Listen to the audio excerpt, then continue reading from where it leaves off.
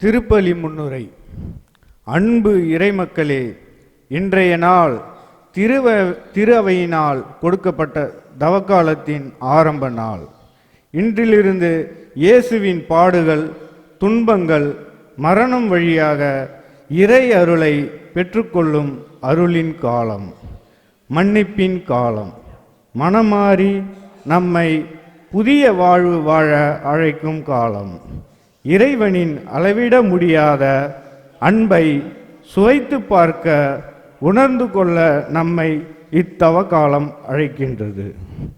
ஆண்டவரின் உயிர்ப்பு விழாவிற்கு நம்மை ஆயத்தப்படுத்த திரு அவை ஏற்படுத்திய தயாரிப்பின் காலம். நோம்பிருந்து தர்மம் செய்து ஜெபம் செய்து இறைவனின் இரக்கத்தை பெற சிறப்பான காலம். இன்றைய முதல் வாசகத்தின் வழியாக யோவேல் இறைவாக்கினர் நாம் நமது ஆடைகளை கிழித்து கொள்ளாமல் இதயத்தை கிழித்து கொள்ளச் சொல்கிறார். நம் பாவத்திற்காக, பாவ செயலுக்காக மனம் வருந்தி இறைவனின் இரக்கத்தை பெற நோம்பிருந்து ஜெபம் செய்ய பணிக்கிறார். இத்தவக்காலத்தில் நம்மையே நாம் தயார் செய்ய இன்றைய நற்செய்தி நமக்கு 3 வழிமுறைகளை கோடிட்டு காட்டுகிறது. அதாவது நோன்பு, தர்மம் மற்றும் ஜெபம் போன்ற அரசியல்கள் நாம் நோம்பிருக்கும்போது நம் பட்டம் அடித்து கொள்ளாமல் இறைவனுக்கு மட்டும் தெரிந்த நோன்பாக இருக்க வேண்டும். நீங்கள் நோம்பிருப்பது மனிதருக்கு தெரியக்கூடாது. மறைவாய் உள்ளதை காணும் உங்கள் தந்தையும் கைமாறு அளிப்பார். குறிப்பாக தீய செயல்களிலிருந்து, எண்ணங்களிலிருந்தும், வீணா காரியங்களிலிருந்தும் விலகி இருப்பது நோன்பாகும். தர்மம் தன்னிடமுள்ள ஒரு பகுதியை அல்லது தனக்கு தேவையில்லாததை பிறருக்கு தருவது தர்மம் அல்ல. மாறாக நம்முடைய உடலை வருத்தி சேமித்து வைப்பதிலிருந்தும், எதிர்காலத்திற்கென்று திட்டமிட்டு வைப்பதிலிருந்தும், நம்மிடம் இருப்பதிலிருந்து தேவைப்படுபவர்களுக்கு பிறரின் வயிற்று பசியை தீர்ப்பதற்கு மகிழ்ச்சியோடு கொடுப்பதே உண்மையான தர்மத்தின் பொருளாகும் என்பதை உணர்ந்து இக்கல்வாரி பலியில் பங்கேற்போம்.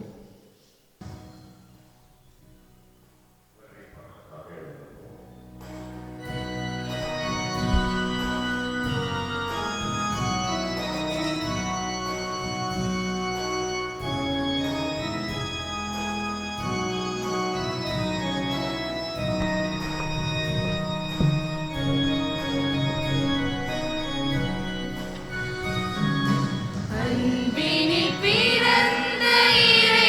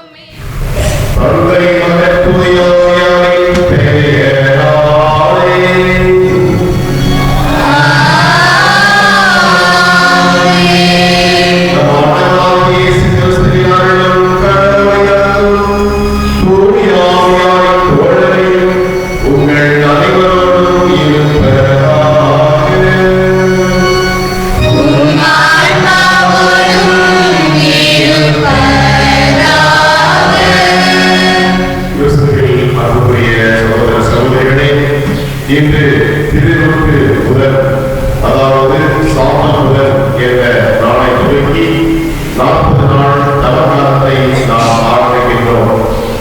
கிறிஸ்தவ பாரம்பரியத்தில் இந்த தவக்காலம் என்பது அருளின் காலமாக, கடவுள் ஆசி வருகின்ற காலமாக, நாம் அனைவரும் மனம் திரும்பி இறைவனோடு உறவை புதுப்பிக்கும் காலமாக, பிறரோடு அன்பை புதுப்பிக்கும் காலமாக நமக்கு கொடுக்கப்பட்டிருக்கிறது.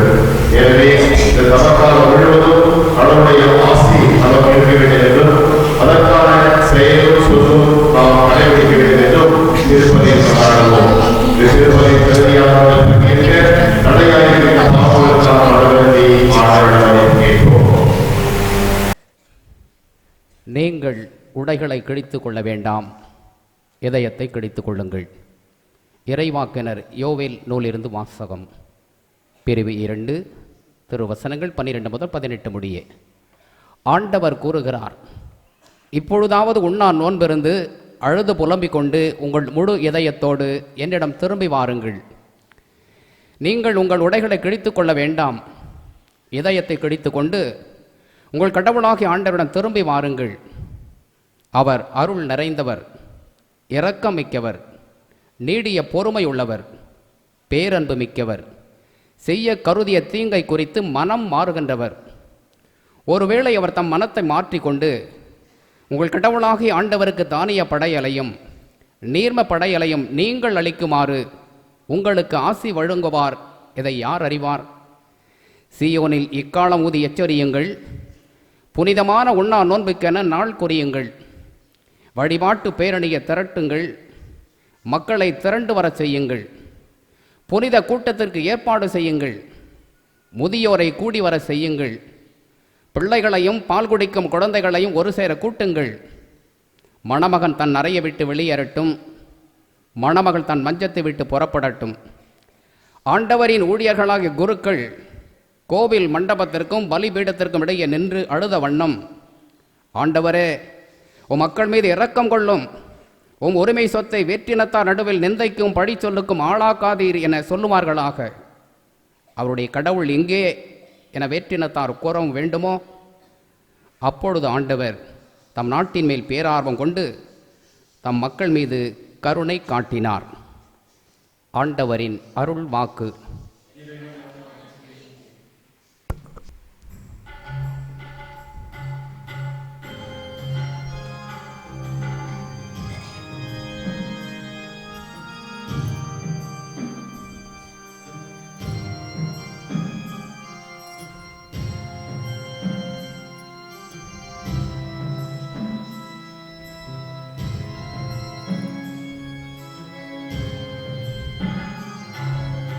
ஆண்டவரே இரக்கமாயிரும், ஏனெனில் நாங்கள் பாவம் செய்தோம். இரக்கமாயிரும். ஆண்டவரே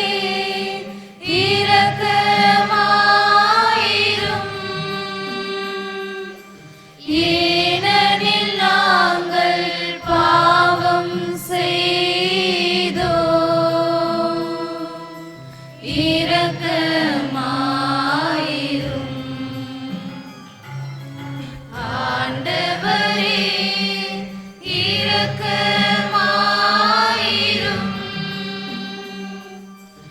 ஏனெனில் நாங்கள் பாவம் செய்தோம். இரக்கமாயிரும்.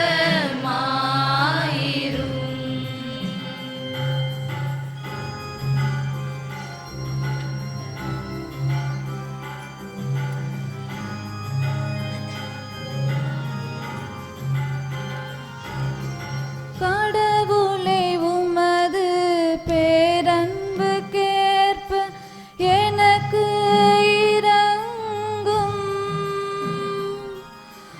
உமது அளவற்ற இரக்கத்திற்கேற்ப என் குற்றங்களை துடைத்தருளும்.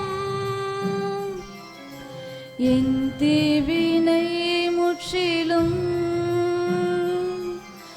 நீங்கும்படி என்னை கழுவிடுமே. என் பாவம் அற்று போகும்படிக்கு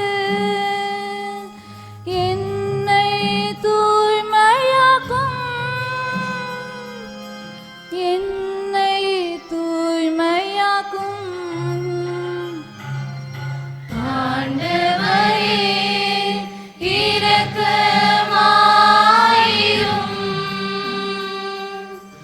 ஏனெனில் நாங்கள் பாவம் செய்தோம். இரக்கமாயிரும்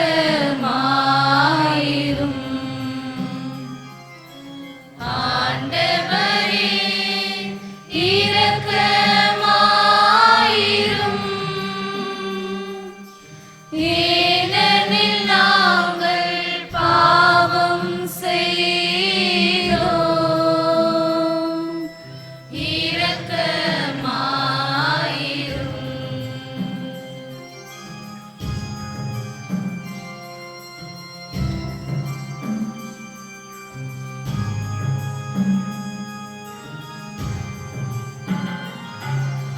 கடவுளை தூயதோருள்ளத்தை என்னுள்ளே நீரே படைத்தருளும். உறுதி தரும் ஆவியை புதுப்பிக்கும் ஆவி என்னுள்ளே உருவாக்கும். உமது முன்னிலையில் இருந்து என்னை தள்ளிவிடாதேயும். உமது தூய ஆவியை என்னிடம் இருந்து எடுக்காதேயும், என்னிடம் இருந்து எடுக்காதேயும். ஆண்டவரே இரக்கமாயிரும்,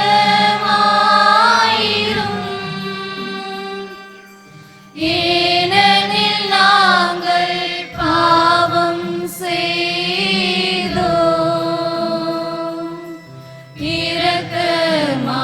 இரக்கமாயிரும் ஆண்டவரே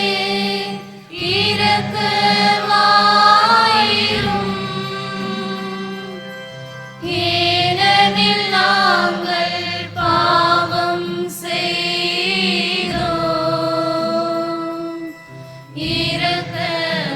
இரக்கமாயிரும். இரண்டாம் வாசகம். கடவுளோடு ஒப்புரவாகுங்கள், இதுவே தகுந்த காலம். திருத்தூதர் பவுல் கொரிந்தியருக்கு எழுதிய இரண்டாம் திருமுகத்திலிருந்து வாசகம். அதிகாரம் 5, இறைவசனங்கள் 20, 6-2 முதல். சகோதர சகோதரிகளே, நாங்கள் கிறிஸ்துவின் தூதர்களாய் இருக்கிறோம். கடவுளே எங்கள் வாயிலாக வேண்டுகோள் விடுக்கிறார்.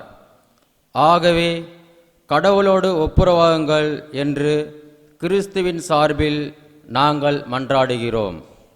நாம் கிறிஸ்து வழியாக தமக்கு ஏற்புடையவராகுமாறு கடவுள் பாவம் அறியாத அவரை பாவநிலை ஏற்க செய்தார். நீங்கள் கடவுளமிருந்து பெற்றுக்கொண்ட அருளை வீணாக்க வேண்டாம் என அவரோடு இணைந்து உழைக்கும் நாங்கள் கேட்டுக்கொள்கிறோம்.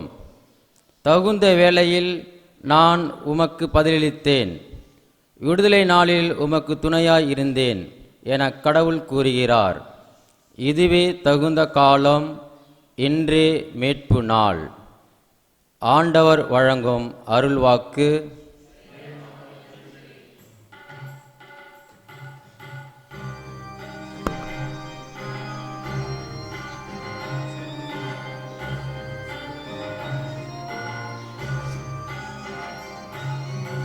ஆயத்தன் மந்தையை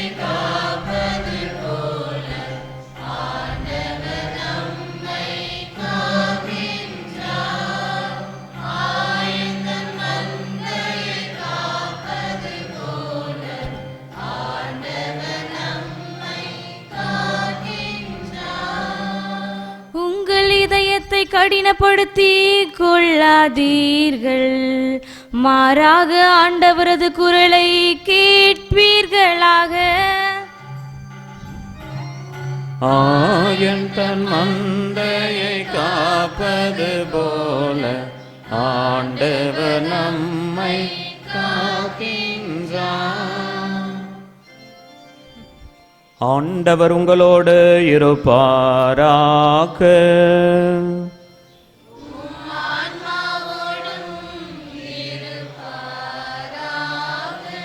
மத்தேயு எழுதிய தூய நற்செய்தியிலிருந்து வாசகம்.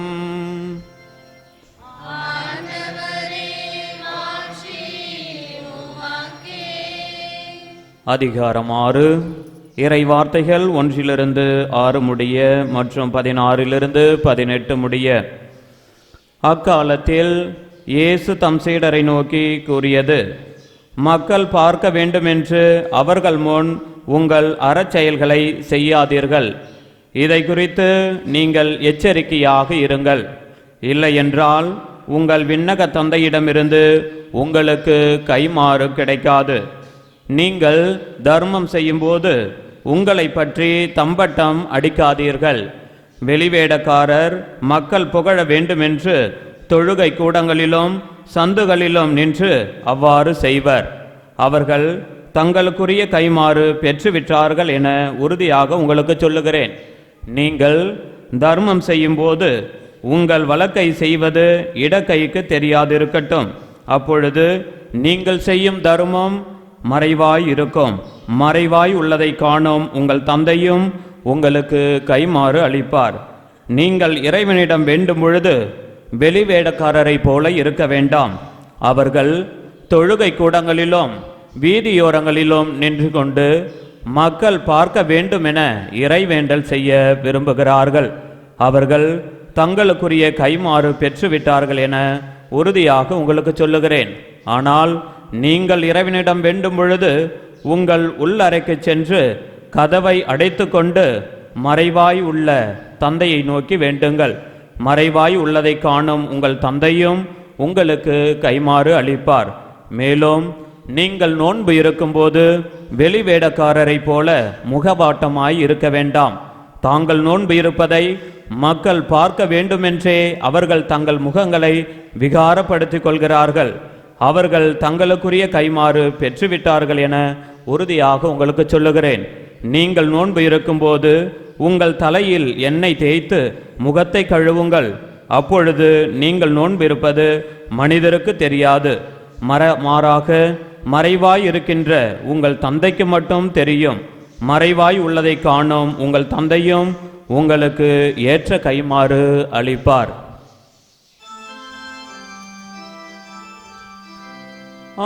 ஆண்டவரின் அருள்வாக்கு.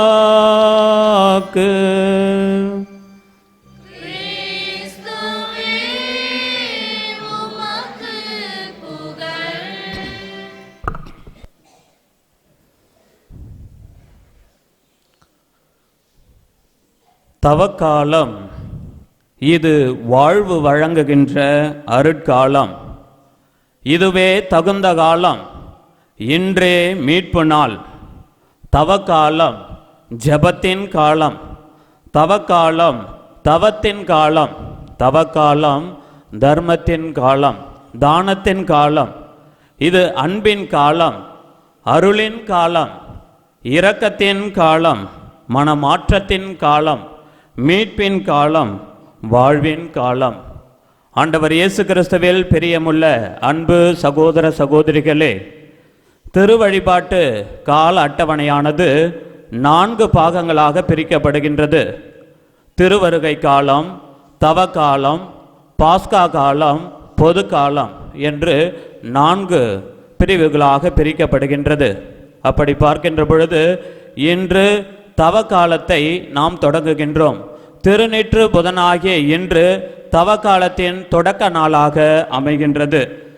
திருநீரானது ஒன்றுமில்லாமையின் அடையாளம். அவை வெறுமையை குறிப்பதாக அமைகின்றது. இந்த உலகத்திலே படைக்கப்பட்ட உயிருள்ள பொருள், உயிரற்ற பொருள் அனைத்தும் ஒரு நாளில் நேரம் வருகின்ற பொழுது அழிந்து மண்ணோடு மண்ணாக மக்கும் என்பதின் அடையாளம்தான் இந்த சாம்பல். எனவே நாம் மண்ணிலிருந்து உருவாக்கப்பட்டவர்கள், மண்ணிற்கே நாம் திரும்புவோம். ஆனாலும் இந்த ஆன்மாவானது கடவுளிடமிருந்து நமக்கு கொடுக்கப்பட்டது. அந்த ஆன்மா மீண்டும் ஆண்டவரோடு இணைய வேண்டும். அதை நாம் பாதுகாக்க வேண்டும், தூய்மையாக வைத்திருக்க வேண்டும். அதை தூய்மையாக வைத்திருப்பதற்கான ஒரு அன்பின் அழைப்பு தான் இந்த தவக்காலமாக அமைகின்றது. அன்பிற்குரியவர்களே, தவக்காலம் மற்ற காலங்களுக்கெல்லாம் அடித்தளமாகவும் ஆணிவேராகவும் இருக்கின்றது. அப்படி என்ன இந்த தவக்காலத்தின் சிறப்பு என்று பார்க்கின்ற பொழுது, இது ஒரு ஒருத்தல் காலமாக இருந்தாலும் கூட கடவுளோடு ஒப்புரவாகின்ற காலமாக அமைகின்றது.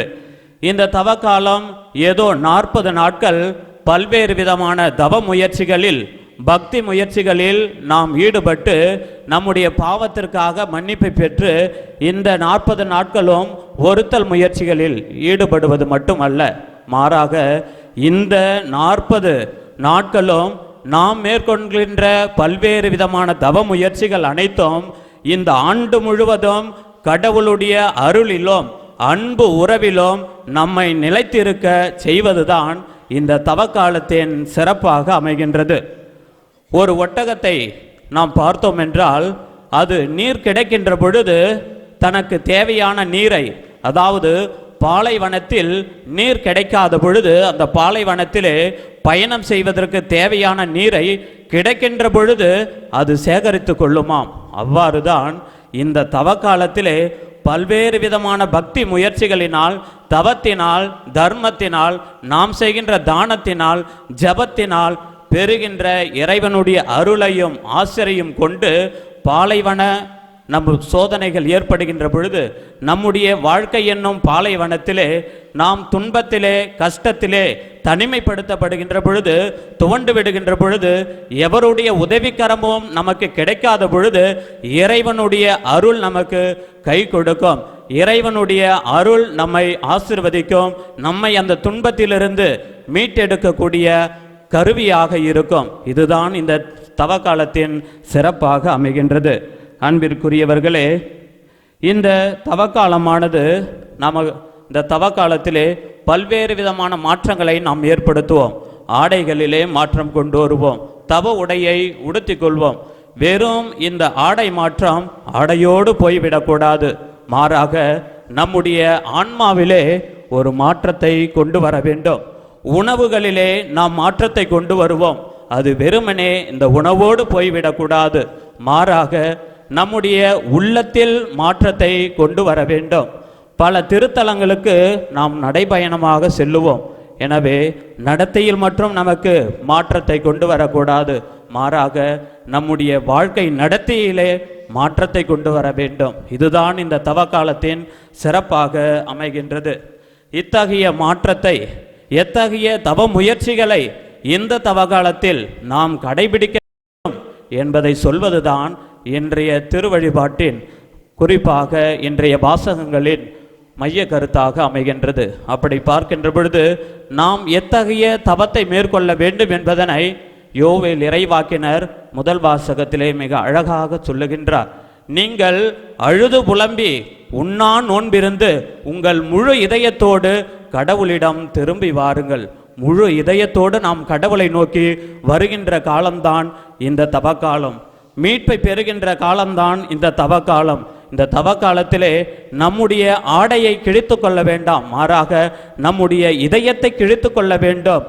நம்முடைய பாவங்களை எண்ணி அழுது புலம்பி ஆண்டவரிடம் மனமாற்றத்தைக்காக நாம் திரும்பி வர வேண்டும் என்ற அழைப்பை விடுகின்றார். அன்பிற்குரியவர்களே, இந்த தவம், உண்ணான் நோன்பிருப்பது, அழுது புலம்புவது, கண்ணீர் வடிப்பது, இவையெல்லாம் மனமாற்றத்தின் அடையாளமாக இருக்கின்றது. எனவே இந்த தவகாலத்தில் நாம் இந்த பக்தி முயற்சிகளை உண்மையாக வெறும் வெளி ஆடம்பரத்தினால் மட்டுமல்ல, உள் மாற்றத்தின் மூலம் நாம் முழுமையாக மேற்கொள்கின்ற பொழுது இறைவனின் அருளையும் ஆசிரையும் நிறைவாக பெற்றுக்கொள்வோம். இந்த தவ முயற்சிகள் என்ன மாற்றத்தை நமக்கு ஏற்படுத்துகின்றன என்று பார்க்கின்ற பொழுது பவுலடியார் கொரிந்த நகர் மக்களுக்கு மிக அழகாக சொல்லுகின்றார். இந்த பக்தி முயற்சிகளை நாம் மேற்கொள்கின்ற பொழுது கடவுளோடு நாம் ஒப்புரவாகின்றோம். ஒப்புரவாகுதல் என்றால் என்ன என்று பார்க்கின்ற பொழுது, பாவத்தினால் கடவுளுக்கும் நமக்கும் இடையே இருந்த அந்த அன்பு உறவானது பிரிக்கப்பட்டிருக்கின்றது. கடவுளுடைய அன்பிலிருந்து நாம் பிரிந்து வாழ்கின்றோம். கடவுளின் அருளிலிருந்து நாம் பிரிந்து வாழ்கின்றோம். அருள் இல்லாருக்கு அவ்வுலகம் இல்லை, பொருள் இல்லாருக்கு இவ்வுலகம் இல்லை. எவ்வாறு இந்த உலகில் பொருள் இல்லை என்றால், பணம் இல்லை என்றால் வாழ முடியாதோ, அவ்வாறு இறைவனுடைய அருள் இல்லாமல் இறைவனோடு வாழ முடியாது, விண்ணகத்திற்கு நாம் செல்ல முடியாது. எனவே அந்த அருளை பெறுவதற்கான காலம்தான் இந்த தவக்காலம். எனவே இறைவனுடைய அருளை நாம் பெற வேண்டும் என்றால் கடவுளோடு ஒப்புரவாக வேண்டும். நாம் பாவிகளாக இருந்த பொழுது கடவுள் தம் ஒரே மகன் வழியாக நம்மை மீண்டும் அவரோடு ஒப்புரவாக்கினார் என்ற ஒரு மேலான உண்மை செய்தியைத்தான் பவுலடியார் என்ற 2ஆம் வாசகத்திலே நமக்கு எடுத்து கூறுகின்றார். அன்பிற்குரியவர்களே, எவ்வாறு கடவுளோடு நாம் ஒப்புரவாகுவது என்பதனை, என்ன வழி, என்ன செய்தால் கடவுளோடு நாம் மீண்டும் அந்த அன்பு உறவை புதுப்பித்துக் கொள்வோம் என்பதனைத்தான் ஆண்டவர் இயேசு இன்றைய நற்செய்தியிலே நமக்கு எடுத்து கூறுகின்றார். தபம், தர்மம், ஜெபம், இந்த 3 காரியங்களையும் நாம் முழுமையாக செய்கின்ற பொழுது கடவுளோடு இருக்கின்ற அந்த அன்பு உறவிலே நாம் மீண்டும் இணைந்து கொள்வோம் என்று சொல்கின்றார்.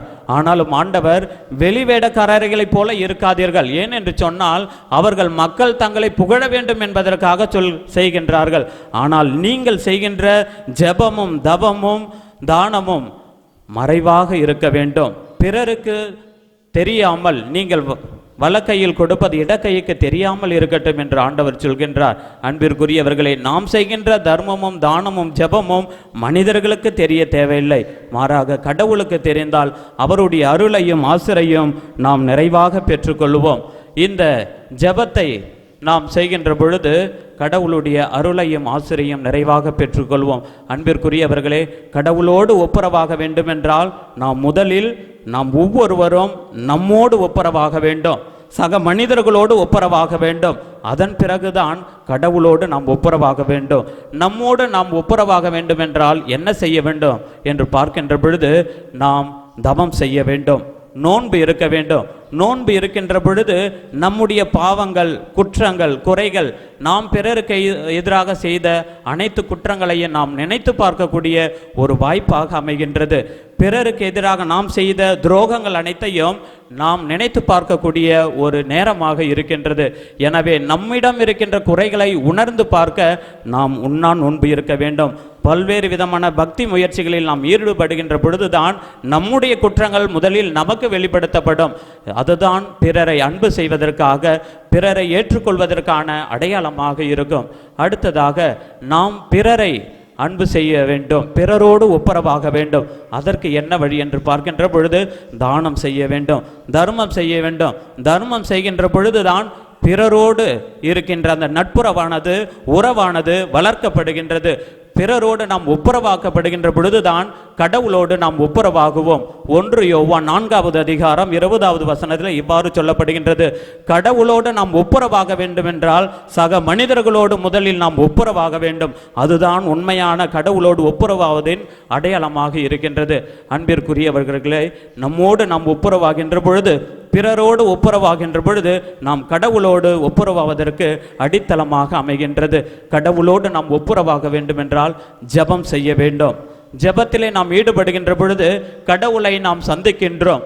புனித ஜான் மரிய வியானி ஜெபத்தை பற்றி இவ்வாறு சொல்லுகின்றார், கடவுள் இந்த உலகத்தையே படைத்து ஆளுகின்றார் என்றால் ஜெபிக்கின்ற மனிதன் அந்த கடவுளையே ஆளுகின்றான்.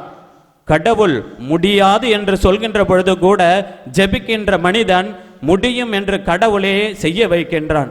ஆக இத்தகைய வல்லமை உள்ளதுதான் ஜெபம். நம்முடைய பாவப்பட்ட இந்த ஆன்மாவும் இறை ஆன்மாவும் ஒன்றாக இணைவதுதான் ஜெபம்.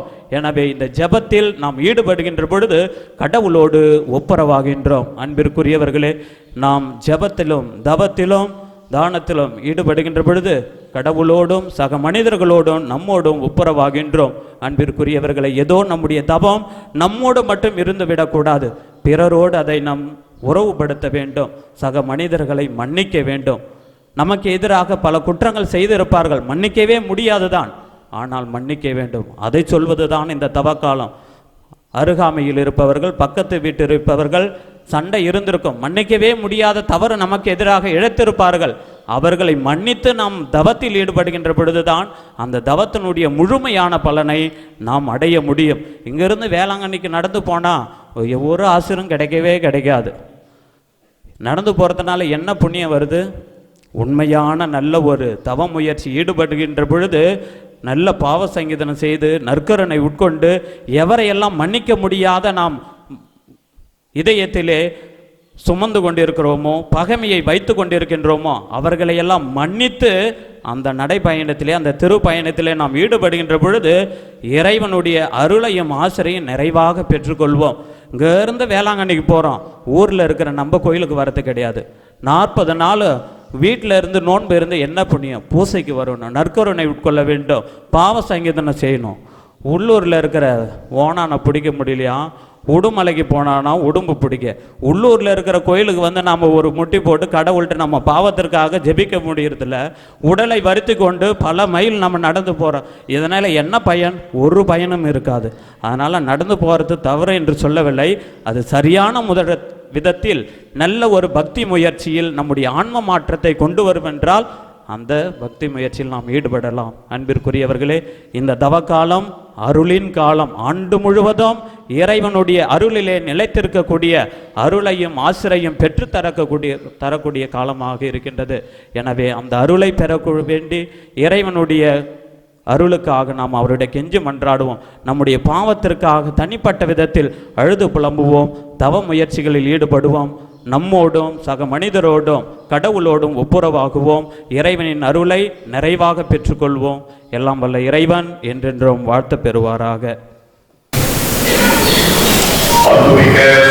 சகோதர சகோதரிகளே, தந்தையும் கடவுளை நோக்கி வழிபடும் கொண்டாடுவோம். தவத்தின் அடையாளமாக நாம் தலைகள் மீது இடப்படும் திருநூற்றை புனிதப்படுத்த அவர் இறக்கம் கொள்வாராக.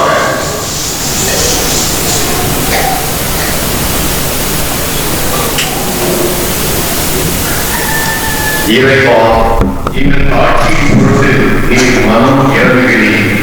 பரிகாரங்களில் மகிழ்ச்சி பக்தியுள்ள எங்கள் மன்றாட்டுகளுக்கு செவி சாய்த்தலும் திருநீற்றை பூசிக்கொள்ளும் அடியார் மீது ஒரு ஆசியின் அருளை கனிவுடன் செல்கிறோம். அதனால் நாங்கள் தவக்காலத்தின் தவ பயிற்சிகளை பின்பற்றி திருவாரின் பாஸ்கா பயணிகளை கொண்டாடவும் தூய்மைப்பட்ட மனதுடன் வாழவும் தகுதி பெறுவோமாக. எங்கள் ஆண்டவராகிய இயேசு வழியாக உம்மை கொண்டாடுகின்றோம். ஆமென்.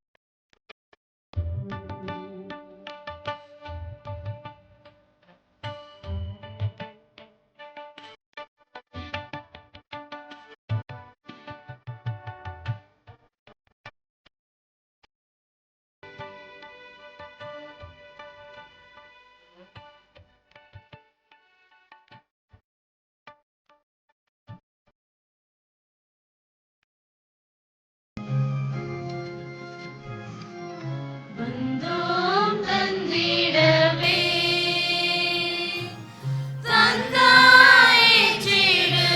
தந்தாயிற்றிடுவார் என் வாழ்வை உமக்கே பலியாய் தந்தோம் அன்பாய் ஏற்றிடுவார்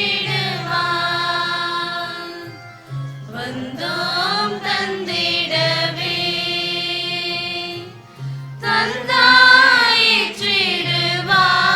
தந்தாயிற்றிடுவார் என் வாழ்வை உமக்கே பலியாய் தந்தோம் அன்பாய் ஏற்றிடுவார்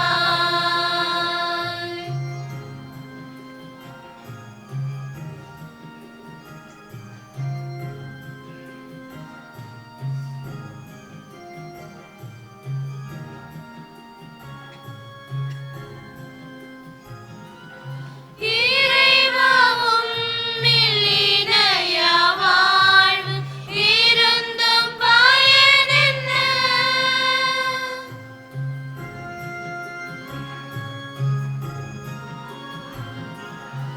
இறைவாவும் மில்லினைய வாழ்வு இருந்தும் பயனென்ன ஈகத்தில் நீ தந்த வாழ்வை தந்தால் ஈகத்தில் நீரப்பென்ன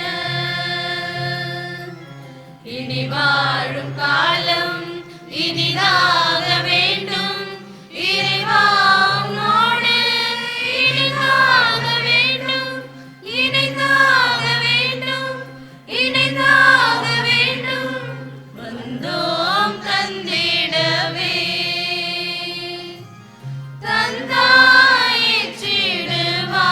தந்தாயிற்றிடுவார் என் வாழ்வை உமக்கே பலியாய் தந்தோம் அன்பாய் ஏற்றிடுவார்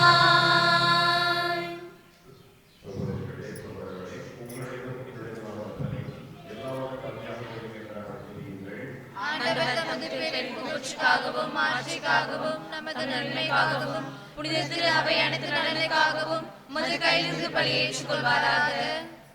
ஆண்டவரே, தமக்காக பழக்கமாக அமையும் பலி சிறப்பாக உமக்கு ஒப்புக்கொடுக்க உம்மை வேண்டுகின்றோம். தமது செயல்களாலும் பிறரது செயல்களாலும் நாங்கள் தீய ஆசைகளை அடக்குவோமாக. இவ்வாறு பாவத்திலிருந்து தூய்மை பெற்று உம் திருமகனின் பாடல்களை ஆர்வமுடன் கொண்டாட தகுதி உள்ளவர்களாக திகழ்வோமாக. என்றென்று வாழ்ந்து ஆட்சி செய்கின்ற அவர் வழியாக உம்மை மன்றாடுகிறோம்.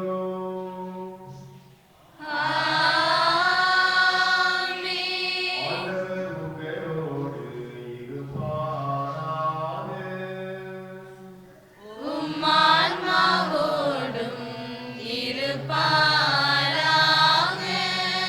எங்களை எழுப்புங்கள். ஆண்டவரிடம் எழுப்பியுள்ளோம்.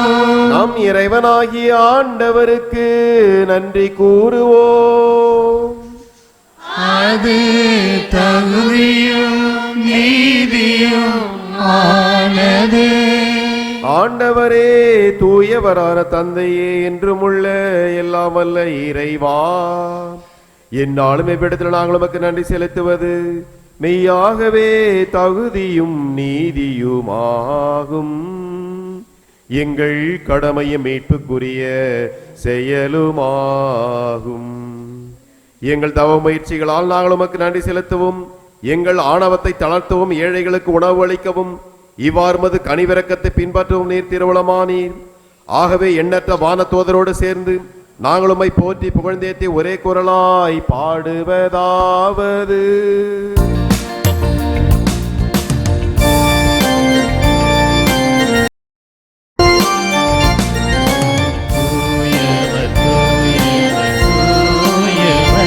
வான்படைகளின் படையும் ஆண்டவர், விண்ணகமும் மண்ணகமும் உமது மாட்சியால் நிறைந்துள்ளன. உன்னதங்களிலே ஓசன்னா, உன்னதங்களிலே ஓசன்னா. ஆண்டவர் பெயரால் வருகிறவர், ஆசி பெற்றவர். உன்னதங்களிலே ஓசன்னா, உன்னதங்களிலே ஓசன்னா. ஆண்டவரே, நீர் மெய்யாகவே தூயவர், தூய்மை அனைத்துக்கும் ஊற்று. ஆகவே உம்முடைய தூய ஆவியை பொழிந்து இக்காணிக்கைகளை தூய்மைப்படுத்த உம்மை வேண்டுகின்றோம். இவ்வாறு எங்கள் ஆண்டவர் இயேசு கிறிஸ்துவின் உடலும் இரத்தவுமாக எங்களுக்கு இவை மாறுவனவாக. அவர் பாடுபட உளம் கனிந்து தம்மை கையளித்த போது அப்பத்தை எடுத்து நன்றி செலுத்தி அதை பிட்டு தம் சீடர்களுக்கு அளித்து கூறியதாவது: அனைவரும் இதிலிருந்து பெற்று உண்ணுங்கள், ஏனெனில் இது உங்களுக்காக கையளிக்கப்படும் என் உடல்.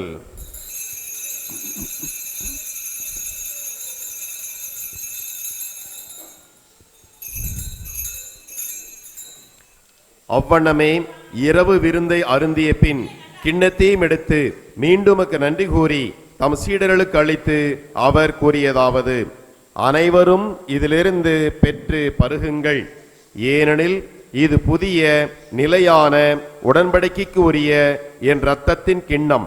இது பாவ மன்னிப்புக்கென்று உங்களுக்காகவும் பலருக்காகவும் சிந்தப்படும். இதை என் நினைவாக செய்யுங்கள்.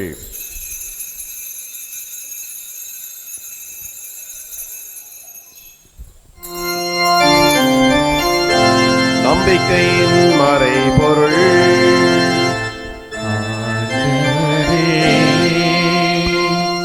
நீர் வருமளவும் உமது இறப்பினை அறிக்கையிடுகின்றோம், உமது உயிர்ப்பினையும் எடுத்துரைக்கின்றோம்.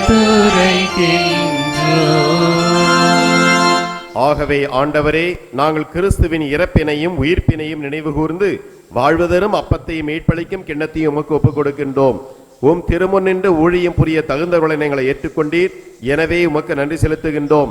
மேலும் கிறிஸ்துவின் உடலிலும் இரத்தத்திலும் பங்கு கொள்ளும் எங்களை தூய ஆவியார் ஒன்று சேர்க்க வேண்டும் என உம்மை தாழ்மையுடன் மன்றாடுகின்றோம். ஆண்டவரே, உலகெங்கும் பரவியிருக்கும் அது திரு அவையை நினைவு கூர்ந்தருளும். எங்கள் திருத்தந்தை பிரான்சிஸ், எங்கள் ஆயர் ஆனந்தராயர், எல்லா திருநிலையினர் ஆகிய அனைவரோடும் முது திரு அவை அன்பில் நிறைவேறச் செய்தருளும். மேலும் உயிர்த்தெழும் எதிர்நோக்குடன் துயில் கொள்ளும் எங்கள் சகோதர சகோதரிகளையும் இறந்தோர் அனைவரையும் இரக்கத்துடன் நினைவு கூர்ந்து முது திருமுக ஒளியினுள் ஏற்றுக்கொள்ளும். எங்கள் அனைவர் மீதும் இரக்கமாயிரும். கடவுளின் கன்னித்தாயும் எங்கள் பாதுகாவலியுமான புனித பெருநாயகி அம்மா, அவருடைய கணவரான புனித யோசேப்பு, புனித திருத்தூதர்கள், இவ்வுலகில் உமக்கு உகந்தவராய் இருந்த புனிதராகிய அனைவருடனும் நாங்கள் நிலைவாழ்வில் பங்கு கொள்ளும் தகுதி பெற்று உம் திருமகன் இயேசு கிறிஸ்து வழியாக உம்மை புகழ்ந்தேத்தும் வரமருள உம்மை மன்றாடுகின்றோம். இவர் வழியாக இவரோடு இவரில் எல்லாம் வல்ல இறைவனாகிய தந்தையே, தூய ஆவியாரின் ஒன்றிப்பில் எல்லா புகழும் ஆட்சியும் என்றென்றும் உமக்கு உரியதே.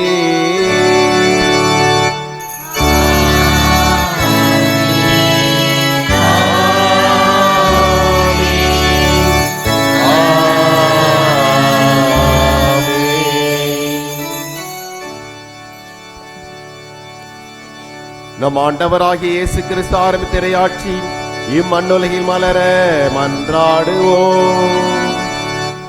விண்ணுலகில் எங்கள் தந்தையே, உமது பெயர் தூயது என போற்ற பெறுக. உமது ஆட்சி வருக.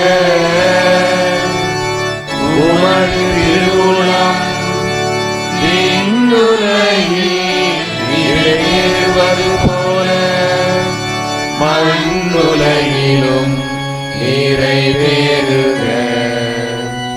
எங்கள் அன்றாட உணவை இன்று எங்களுக்கு தாரும். எங்களுக்கு எதிராக குற்றம் செய்வோரை நாங்கள் மன்னிப்பது போல எங்கள் குற்றங்களை மன்னியும். எங்களை சோதனையில் விழவிடாதேயும், தீமையிலிருந்து எங்களை விடுவித்தருளும். ஆண்டவரே, தீமை அனைத்திலிருந்தும் எங்களை விடுவித்து எங்கள் வாழ்நாளில் அமைதியை கனிவுடன் அருள உம்மை மன்றாடுகின்றோம். உமது இரக்கத்தின் உதவியால் நாங்கள் பாவத்திலிருந்து எப்பொழுதும் விடுதலை பெற்று யாதொரு வீணான கலக்கமும் இன்றி நலமாய் இருப்போமாக. நாங்கள் எதிர்நோக்கி இருக்கும் பேரின்பத்துக்காகவும் இம்மீட்பராகிய இயேசு கிறிஸ்து இரண்டாம் வருகைக்காகவும் காத்திருக்கின்றோம். ஆண்டவராகிய இயேசு கிறிஸ்துவே, அமைதியை உங்களுக்கு விட்டுச் செல்கின்றேன், என் அமைதியே உங்களுக்கு அளிக்கிறேன் என்று நம்முடைய திருத்தூதர்களுக்கு மொழிந்தீரேன். எங்கள் பாவங்களை குற்றங்களையும் பாராமல் ஒரு திரு அவையின் நம்பிக்கையை கண்ணோக்கி ஒரு திருவுளத்துக்கேற்ப அதற்கு அமைதியையும் ஒற்றுமையும் அளித்தருள்வீராக. என்றென்று வாழ்ந்து ஆட்சி செய்கின்றவர் நீரே. ஆண்டவருடைய அமைதி உங்கள் அனைவரோடும் என்றும் இருப்பதாக.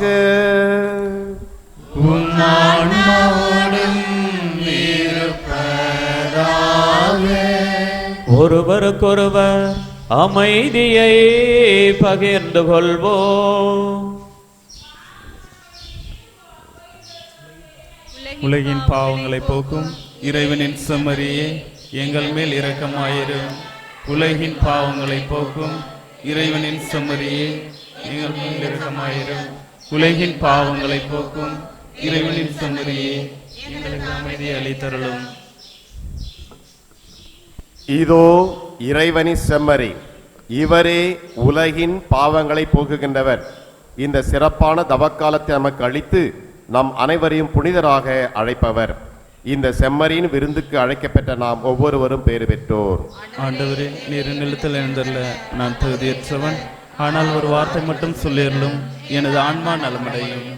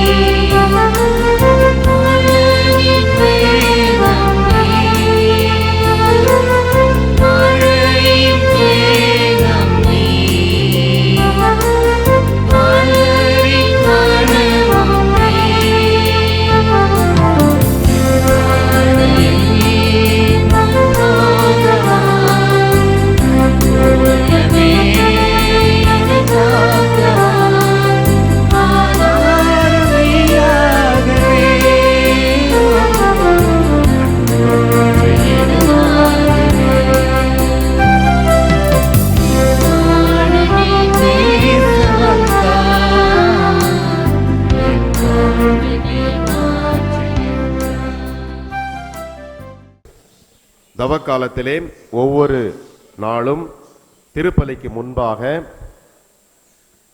ஜெபமாலைக்கு பதிலாக சிறிய சிலுவை பாதை நடைபெறும். 6 மணிக்கு ஆரம்பித்து 6:30 மணிக்கு திருப்பலி ஆரம்பமாகும்.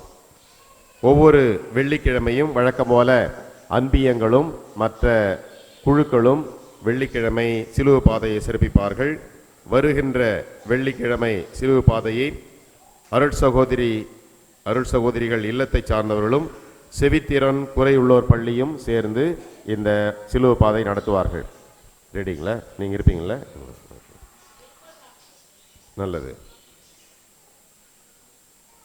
இந்த தவக்கால முழுவதுமே நாம் சிறப்பான தவ முயற்சிகளை மேற்கொள்ள வேண்டும்.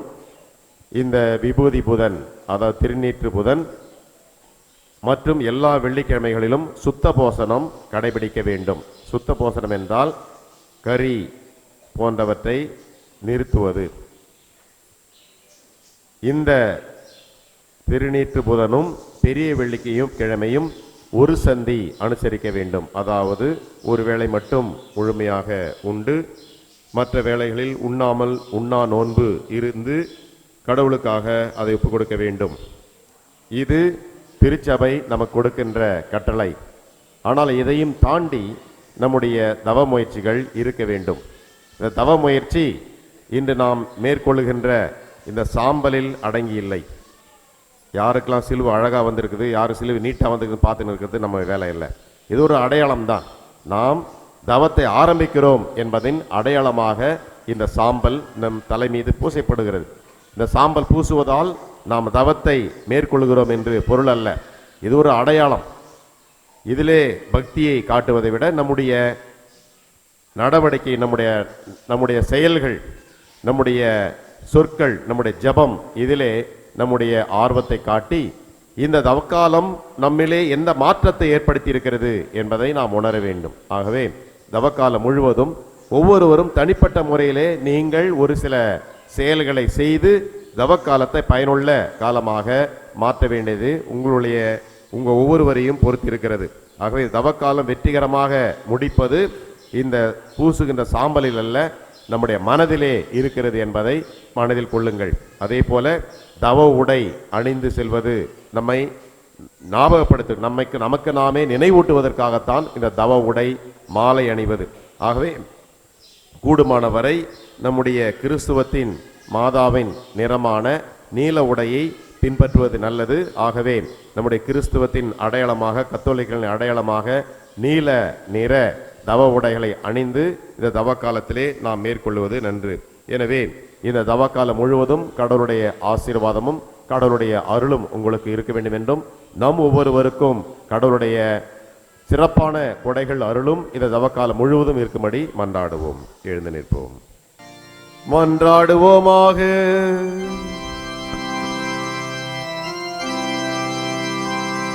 ஆண்டவரே, திருவிருந்தி எங்களுக்கு உதவ வேண்டும் என உம்மை வேண்டுகின்றோம். அதனால் எங்கள் நோன்புகள் உமக்கு ஏற்புடையனவாகி நாங்கள் நலமடைய உதவுவனவாக. எங்கள் ஆண்டவராகிய கிறிஸ்து வழியாக உம்மை மன்றாடுகிறோம்.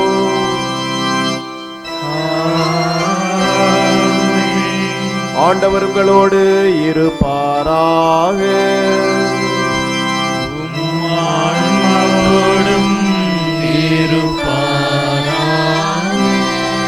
இறைவா, மாண்புக்குரிய உம் திருமகன் தலைவனும் அவர்களுக்கு ஆழமான மனத்துயரை கனிவுடன் தந்தருளும். தங்களுக்கு வாக்களிக்கப்பட்ட பரிசுகளை தவம் புரிவோர் இரக்கத்துடன் பெற்றுக்கொள்ள தகுதி பெறுவார்களாக. எங்கள் ஆண்டவராகிய கிறிஸ்து வழியாக உம்மை மன்றாடுகிறோம்.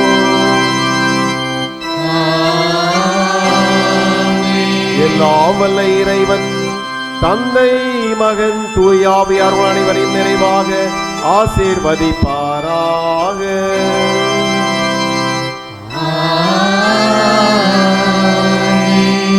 மனமாற்றம் பெற்றவர்களாய் வாழ சென்று வாருங்கள், திருப்பலி நிறைவேறிற்று.